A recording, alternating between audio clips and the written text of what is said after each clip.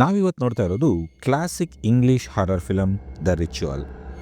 ಈ ಫಿಲಮ್ ಶುರುವಾಗೋದು 5 ಜನ close friends Luke, Rob, Dom, Hutch ಮತ್ತು ಫಿಲ್ ಒಂದು ಬಾರಲ್ಲಿ ಕೂತ್ಕೊಂಡು ಪಾರ್ಟಿ ಮಾಡ್ತಾ ಇರಬೇಕಾದ್ರೆ ಅವರೆಲ್ಲ ಎಲ್ಲಾದರೂ ದೂರ ಟ್ರಿಪ್ ಹೋಗೋಣ ಅಂತ ಪ್ಲ್ಯಾನ್ ಮಾಡ್ತಾ ಇರ್ತಾರೆ. ಆಗ ಒಬ್ಬೊಬ್ಬರು ಒಂದೊಂದು ಐಡಿಯಾ ಕೊಡ್ತಾರೆ. ಆಗ ರಾಬ್ ಅವ್ರಿಗೆಲ್ಲ ಸ್ವೀಡನ್ನ ಮೌಂಟೇನ್ಸ್ಗೆ ಟ್ರೆಕ್ಕಿಂಗ್ ಹೋಗೋಣ ಅಂತ ಹೇಳ್ತಾನೆ. ಅವರೆಲ್ಲ ಒಂದು ಮಾತು ಕೇಳಿ ಅಷ್ಟು ದೂರ ಯಾರು ಹೋಗ್ತಾರೆ ಅಂತ ಅನ್ನಕ್ಕೆ ಸುಮ್ಮನಾಗ್ತಾರೆ. ಬಾರಿಂದ ಹೊರಗೆ ಬಂದಮೇಲೆ ಲೂಕ್ ಒಂದು ಲಿಕ್ಕರ್ ಸ್ಟೋರ್ ನೋಡಿ ಓಡ್ಕ ತಗೋಬೇಕು ಅಂತ ಎಲ್ಲರನ್ನ ಕರೀತಾನೆ. ಅವರೆಲ್ಲ ಬೇಡ ಅಂತಾರೆ. ಆಗ ರಾಬ್ ಲೂಕ್ ಜೊತೆ ಹೋಗ್ತಾನೆ.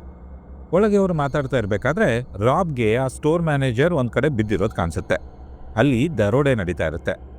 ಆಗ ಹಿಂದಿನ ಬಾಗಿಲಿಂದ ದರೋಡೆಕೋರರು ಹೊರಗೆ ಬರ್ತಾರೆ. ಅವರನ್ನು ನೋಡಿ ಲೂಕ್ ಬಚ್ಚಿಟ್ಕೊಂಡ್ಬಿಡ್ತಾನೆ. ಆದರೆ ರಾಬ್ಗೆ ಬಚ್ಚಿಟ್ಕೊಳ್ಳೋಕ್ಕಾಗಲ್ಲ. ಆ ದರೋಡೆಕೋರರು ರಾಬ್ ಹತ್ರ ಇದ್ದ ದುಡ್ಡನ್ನೆಲ್ಲ ಕಿತ್ಕೋತಾರೆ. ಭಯದಲ್ಲಿ ಅವನು ಲೂಕ್ ಕಡೆಗೆ ನೋಡ್ತಾನೆ. ಆದರೆ ಲೂಕ್ಗೆ ಎದ್ದು ಬರೋಕ್ಕೆ ಧೈರ್ಯ ಬರಲ್ಲ. ಕೊನೆಗೆ ಅವರು ರಾಬ್ನ ವೆಡ್ಡಿಂಗ್ ರಿಂಗ್ ಕೇಳಿದಾಗ ಅವನು ಕೊಡಲ್ಲ ಅಂತಾನೆ. ಅದಕ್ಕೆ ಅವರು ಅವನನ್ನು ದೊಡ್ಡ ಕತ್ತಿಂದ ಹೊಡೆದು ಸಾಯಿಸ್ಬಿಡ್ತಾರೆ. ಆಗಲೂ ಕೂಡ ಲೂಕ್ ಬಚ್ಚಿಟ್ಕೊಂಡೇ ಇರ್ತಾನೆ. ಅವನಿಗೆ ಎದ್ದು ಬರೋಕ್ಕೆ ಧೈರ್ಯ ಬರೋದೇ ಇಲ್ಲ.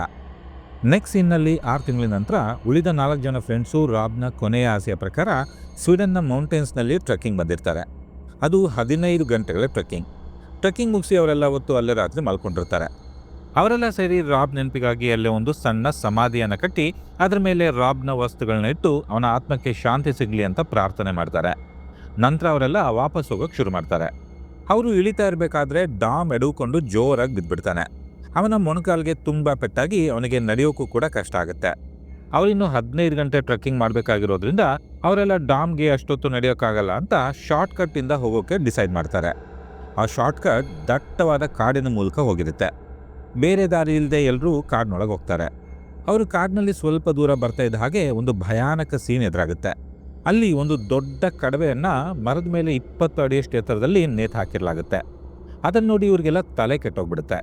ಯಾವ ಪ್ರಾಣಿ ಹೀಗೆ ಮಾಡಿರ್ಬೋದು ಅಂತ ಅವ್ರಿಗೆ ಗೊತ್ತೇ ಆಗಲ್ಲ. ಆ ಕಡವೆಯಿಂದ ಇನ್ನೂ ರಕ್ತ ತೊಟ್ಟಿಗ್ತಾ ಇರುತ್ತೆ. ಅವರೆಲ್ಲ ಅಲ್ಲಿ ಜಾಸ್ತಿ ಹೊತ್ತಿರೋದು ಬೇಡ ಅಂತ ಅಲ್ಲಿಂದ ಮುಂದಕ್ಕೆ ಹೋಗ್ಬಿಡ್ತಾರೆ.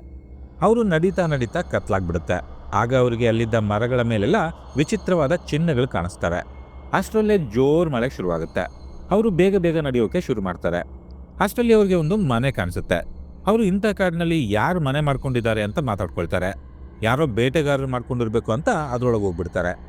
ಒಳಗೆ ಹೋಗುವಾಗ ಲುಗ್ಗೆ ಯಾವುದೋ ಪ್ರಾಣಿಯ ಶಬ್ದ ಕೇಳುತ್ತೆ. ಅವನು ಗಾಬರಿಯಿಂದ ತಿರುಗಿ ಟಾರ್ಚ್ ಬೆಳಕಿನಲ್ಲಿ ಹುಡುಕಾಡ್ತಾನೆ. ಆದರೆ ಅವನಿಗೇನು ಕಾಣಲ್ಲ. ಆ ಮನೆಯೊಳಗೆ ಅವರು ಮರದ ಮೇಲೆ ನೋಡಿದ ಚಿಹ್ನೆಗಳನ್ನ ನೇತು ಹಾಕಿರ್ತಾರೆ. ಅವರು ಅವುಗಳನ್ನ ನೆಗ್ಲೆಕ್ಟ್ ಮಾಡಿಬಿಡ್ತಾರೆ. ಆಮೇಲೆ ಅವರೆಲ್ಲ ಸೇರಿ ಮಲ್ಕೊಳ್ಳೋಕ್ಕೆ ರೆಡಿ ಮಾಡ್ಕೋತಾರೆ. ಆಗ ಫಿಲ್ ಆ ಮನೆಯ ಮೇಲ್ಮಾಡಿಯಲ್ಲಿ ಏನಿದೆ ಅಂತ ನೋಡೋಕೆ ಹೋಗ್ತಾನೆ. ಅಲ್ಲಿ ಅವನಿಗೆ ಮಾನವಾಕಾರದ ಒಂದು ಪ್ರತಿಮೆ ಕಾಣಿಸುತ್ತೆ. ಅದನ್ನು ಮರದಿಂದ ಮಾಡಿರ್ತಾರೆ. ಅದಕ್ಕೆ ತಲೆ ಇರಲ್ಲ. ಅದರ ಕೈಗಳ ತುದಿಯಲ್ಲಿ ಜಿಂಕೆಗಳಿಗೆ ಇರೋ ಹಾಗೆ ದೊಡ್ಡ ಕೊಂಬುಗಳಿರ್ತವೆ. ಅವರೆಲ್ಲ ಅದನ್ನ ನೋಡಿ ಈ ಮನೆ ಯಾರೋ ಮಂತ್ರವಾದಿಯದ್ದು ಇರಬೇಕು ಅಂತ ಅನ್ಕೋತಾರೆ. ಆದರೆ ಅಂಥ ಮಳೆಯಲ್ಲಿ ಅಲ್ಲಿಂದ ಅವರಿಗೆ ವಾಪಸ್ ಹೋಗೋಕ್ಕೆ ಮನಸ್ಸಾಗಲ್ಲ. ಅವತ್ತು ರಾತ್ರಿ ಅಲ್ಲೇ ಮಲ್ಕೊಂಡು ನಾಳೆ ಬೆಳಗ್ಗೆ ಹೊರಡೋಣ ಅಂತ ಡಿಸೈಡ್ ಮಾಡ್ತಾರೆ. ಹೊರಗಡೆ ಯಾವುದೋ ಪ್ರಾಣಿ ಅವರಿದ್ದ ಮನೆಯ ಸುತ್ತಲೂ ಓಡಾಡ್ತಾ ಇರುತ್ತೆ. ಅವತ್ತು ರಾತ್ರಿ ಎಲ್ಲರೂ ಮಲಗಿರ್ಬೇಕಾದ್ರೆ ಲೂಕ್ಗೆ ಇದ್ದಕ್ಕಿದ್ದಂತೆ ಎಚ್ಚರ ಆಗುತ್ತೆ. ನೋಡಿದ್ರೆ ಬೆಳಕು ಬರ್ತಾ ಇರುತ್ತೆ. ಅವನು ನಿಧಾನವಾಗಿ ಎದ್ದು ಆ ಡೋರನ್ನು ತೆಗೆದು ಒಳಗೆ ಹೋದಾಗ ಇದ್ದಕ್ಕಿದ್ದಂತೆ ರಾಬ್ ಸತ್ತಿದ್ದ ಅದೇ ಸ್ಟೋರಿಗೆ ಬಂದ್ಬಿಡ್ತಾನೆ.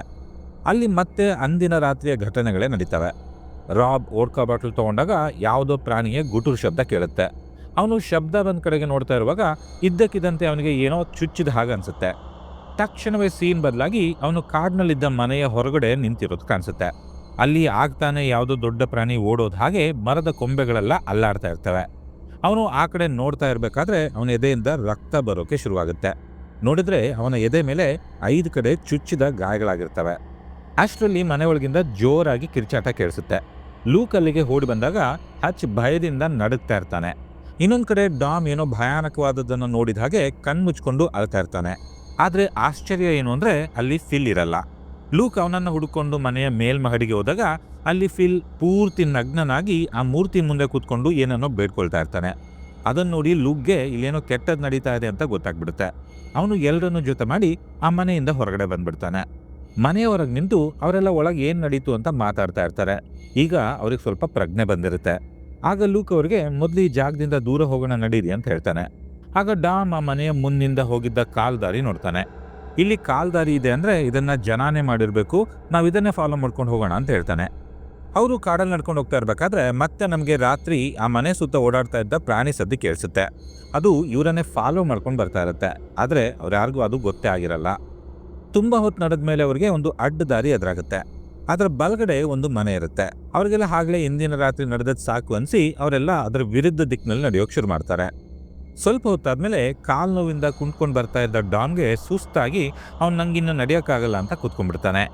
ಆಗ ಲೂಕ್, ನೀವೆಲ್ಲ ಇಲ್ಲೇ ಇರಿ, ನಾನು ಆ ಬೆಟ್ಟದ ತುದಿಗೆ ಹೋಗಿ ದಾರಿ ಯಾವ ಕಡೆ ಇದೆ ಅಂತ ನೋಡ್ಕೊಂಡು ಬರ್ತೀನಿ ಅಂತ ಹೋಗ್ತಾನೆ.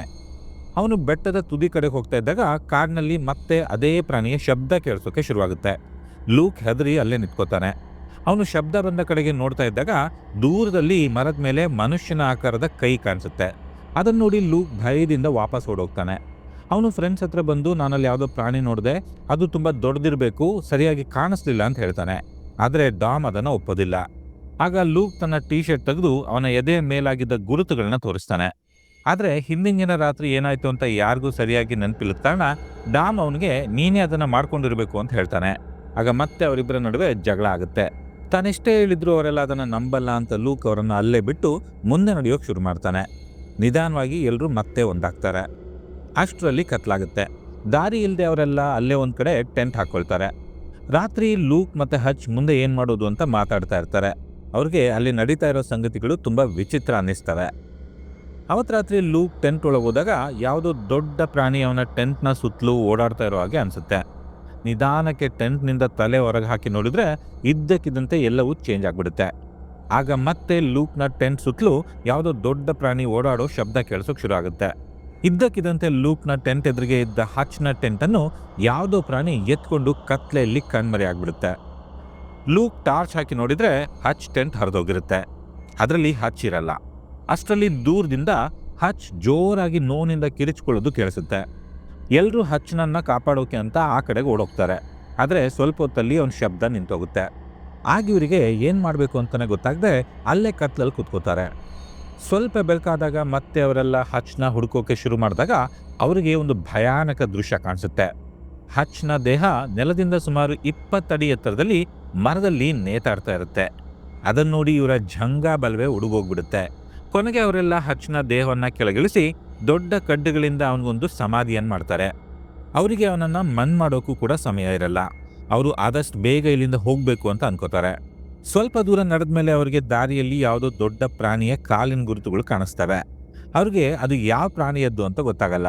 ಅವರು ಅದನ್ನು ನೋಡಿ ಈ ಕಡೆ ಹೋಗೋದೇ ಬೇಡ ಅಂತ ಅದರ ವಿರುದ್ಧ ದಿಕ್ಕಿನಲ್ಲಿ ಹೋಗ್ತಾರೆ. ಅವರು ನಡೀತಾ ಇರಬೇಕಾದ್ರೆ ಕಾಡಿನ ಮಧ್ಯದಲ್ಲಿ ಆ ಪ್ರಾಣಿ ನಮಗೆ ಫಸ್ಟ್ ಟೈಮ್ ಕಾಣಿಸುತ್ತೆ. ಆದರೆ ಅದಿರೋದು ಇವರಿಗೆ ಗೊತ್ತೇ ಆಗಲ್ಲ. ತುಂಬ ದೂರ ನಡೆದ ಮೇಲೆ ಅವರು ಒಂದು ಬೆಟ್ಟದ ತುದಿ ಹತ್ರ ಬರ್ತಾರೆ. ನಡೆದು ಡಾಮ್ ಮತ್ತು ಹಚ್ ಸುಸ್ತಾಗಿ ಬಿದ್ದುಬಿಡ್ತಾರೆ. ಆಗ ಲೂಕ್ ಆ ಬೆಟ್ಟದ ತುದಿಗೆ ಹೋಗಿ ನೋಡ್ತಾನೆ. ಅವರು ಸರಿಯಾದ ದಾರಿಯಲ್ಲೇ ಬಂದಿರ್ತಾರೆ. ಇನ್ನು ಸ್ವಲ್ಪ ದೂರದಲ್ಲೇ ಕಾಡು ಮುಗ್ದು ಹೋಗುತ್ತೆ. ಆಗ ಲೂಕ್ಗೆ ಬೆಟ್ಟದ ಕೆಳಗಡೆ ಹಲವಾರು ಕಡೆಗೆ ಬೆಳಕು ಕಾಣಿಸುತ್ತೆ. ಲೂಕ್ ಅದನ್ನು ಉಳಿದವ್ರಿಗೆ ಹೇಳಬೇಕು ಅಂತ ವಾಪಸ್ ಬರ್ತಾನೆ. ಆಗ ಫಿಲ್ ಟಾರ್ಚ್ ಬಿಟ್ಕೊಂಡು ಗಾಬರಿಯಿಂದ ಆ ಕಡೆ ಈ ಕಡೆ ಏನನ್ನೋ ನೋಡ್ತಾ ಇರ್ತಾನೆ. ಅಷ್ಟರಲ್ಲಿ ಯಾವುದೋ ಪ್ರಾಣಿ ಅವನನ್ನು ಎತ್ಕೊಂಡು ಹೋಗ್ಬಿಡುತ್ತೆ. ಕತ್ಲಲ್ಲಿ ಯಾವ ಪ್ರಾಣಿ ಅಂತ ಗೊತ್ತೇ ಆಗಲ್ಲ. ಆದರೆ ಫಿಲ್ ನೋವಿನಿಂದ ಕಿರಿಚ್ತಾ ಇರೋದು ಮಾತ್ರ ಕೇಳಿಸ್ತಾ ಇರುತ್ತೆ. ಲೂಕ್ ಆ ಶಬ್ದ ಬಂದ ಕಡೆಗೆ ಓಡಿ ಹೋಗ್ತಾನೆ. ಆದರೆ ಅಲ್ಲವನಿಗೆ ಸಿಗೋದು ಫಿಲ್ನ ಟಾರ್ಚ್ ಮಾತ್ರ. ಅಷ್ಟರಲ್ಲಿ ಆ ಪ್ರಾಣಿ ಲೂಕ್ ಸುತ್ತಲೂ ಕೂಡ ಓಡಾಡೋಕೆ ಶುರುವಾಗುತ್ತೆ. ಲೂಕ್ ಹೆದರಿಕೆಯಿಂದ ಓಡಿ ಹೋಗ್ತಾನೆ. ಕೊನೆಗೆ ಅವನಿಗೆ ಒಂದು ಮರದ ಹಿಂದೆ ಡಾಮ್ ಬಚ್ಚಿಟ್ಕೊಂಡಿರೋದು ಕಾಣಿಸುತ್ತೆ. ಅವನು ಡಾಮ್ ಹತ್ರ ಹೋಗಿ ಏನಾಯ್ತು ಅಂತ ಕೇಳ್ತಾನೆ. ಆದರೆ ಡಾಮ್ಗೂ ಕೂಡ ಏನೂ ಕಾಣಿಸಿರಲ್ಲ. ಆಗ ಲೂಕ್ ನನಗೆ ದಾರಿ ಗೊತ್ತಾಯ್ತು ಅಂತ ಹೇಳ್ತಾನೆ. ಆಗ ಆ ಪ್ರಾಣಿ ಇವ್ರ ಕಡೆ ಬರೋಕೆ ಶುರು ಮಾಡುತ್ತೆ. ಇಬ್ರು ಅಲ್ಲಿಂದ ಓಡೋಕೆ ಶುರು ಮಾಡ್ತಾರೆ. ಸ್ವಲ್ಪ ದೂರದಲ್ಲೇ ಒಂದು ಊರಿನ ದಾರಿ ಕಾಣಿಸುತ್ತೆ. ಅವರು ಹಿಂದಕ್ಕೆ ನೋಡ್ದಂಗೆ ಓಡಿ ಒಂದು ಗುಡಿಸಲ ಒಳಗೆ ಬಂದು ಬೀಳ್ತಾರೆ. ಅಲ್ಲಿ ಒಂದು ವಯಸ್ಸಾದ ಮುದುಕಿ ಕೂತ್ಕೊಂಡಿರುತ್ತೆ. ಲೂಕ್ ಅವಳನ್ನು ಸರಿಯಾಗಿ ನೋಡೋ ಅಷ್ಟರಲ್ಲಿ ಯಾರೋ ಬಂದು ಜೋರಾಗಿ ಅವನ ತಲೆಗೆ ಹೊಡಿತಾರೆ. ಲೂಕ್ ಪ್ರಜ್ಞೆ ತಪ್ಪಿ ಬೀಳ್ತಾನೆ. ಲೂಕ್ಗೆ ಪ್ರಜ್ಞೆ ಬಂದಾಗ ಅವರಿಬ್ಬರನ್ನು ಒಂದು ರೂಮ್ನಲ್ಲಿ ಕೈಕಾಲು ಕಟ್ಟು ಹಾಕಿ ಕೂಡ ಹಾಕಿರ್ತಾರೆ. ಲೂಕ್ ಆ ರೂಮಿನ ಕಂಡಿಯಲ್ಲಿ ನೋಡಿದಾಗ ಹೊರಗಡೆ ಜನರೆಲ್ಲ ಸೇರಿಕೊಂಡು ಒಂದು ದೊಡ್ಡ ಕಂಬ ನೆಡ್ತಾ ಇರ್ತಾರೆ. ಯಾಕೆ ಅಂತ ಏನಿಗೆ ಗೊತ್ತಾಗಲ್ಲ. ಅಷ್ಟರಲ್ಲಿ 3 ಜನ ಆ ರೂಮ್ ಒಳಗೆ ಬರ್ತಾರೆ. ಅದರಲ್ಲಿ ಆ ಮುದುಕಿ ಕೂಡ ಇರ್ತಾಳೆ. ಅವಳು ಲೂಕ್ ಹತ್ರ ಬಂದು ಅವನ ಎದೆಯ ಮೇಲಿದ್ದ ಗುರುತು ನೋಡಿ ಅವನನ್ನು ಬಿಟ್ಬಿಡ್ತಾಳೆ. ಆದರೆ ಡಾಮ್ಗೆ ಆ ಥರ ಗುರುತಿರಲ್ಲ. ಆಗ ಅವರು ಡಾಮ್ನನ್ನು ಎತ್ಕೊಂಡು ಹೋಗ್ತಾರೆ. ಅವರು ಅವನನ್ನು ಮೇಲ್ಗಡೆ ಕರ್ಕೊಂಡೋಗಿ ತುಂಬ ಹೊಡಿತಾರೆ. ಆಗ ಅಲ್ಲಿಗೆ ಒಂದು ಹೆಂಗಸ್ ಬರ್ತಾಳೆ.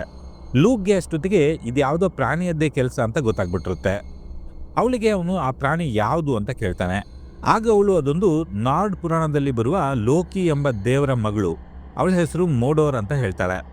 ನಾವು ಅವಳಿಗೆ ಮನುಷ್ಯರನ್ನ ಬಲಿ ಕೊಟ್ಟರೆ ಅವಳು ನಮಗೆ ಅಮರತ್ವವನ್ನು ಕೊಡ್ತಾಳೆ, ಅದಕ್ಕಾಗಿ ನಾವು ಅವಳಿಗೆ ಮನುಷ್ಯರನ್ನ ಬಲಿ ಕೊಡ್ತೀವಿ ಅಂತ ಹೇಳ್ತಾಳೆ. ಹೀಗೆ ಬಲಿ ಕೊಡೋದನ್ನ ಅವರು ಒಂದು ಆಚರಣೆ ಮಾಡ್ಕೊಂಡಿರ್ತಾರೆ.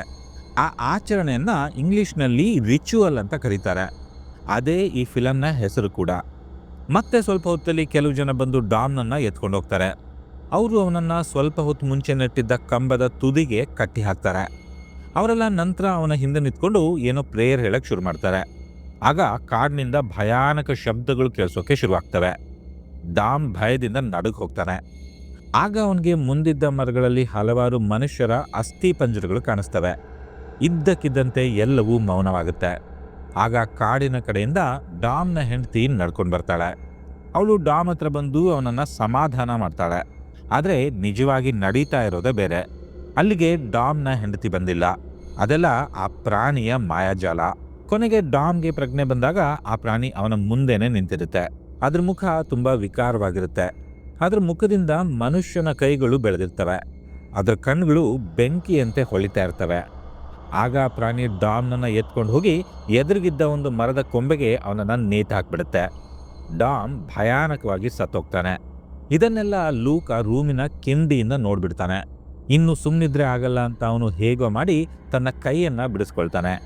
ನಿಧಾನಕ್ಕೆ ಆ ರೂಮ್ನಿಂದ ಹೊರಗೆ ಬಂದು ಅಲ್ಲಿದ್ದ ಒಂದು ಪಂಜನ್ನ ಎತ್ಕೊಂಡು ಆ ಮನೆಯ ಮೇಲ್ಮಹಡಿಗೆ ಹೋಗ್ತಾನೆ.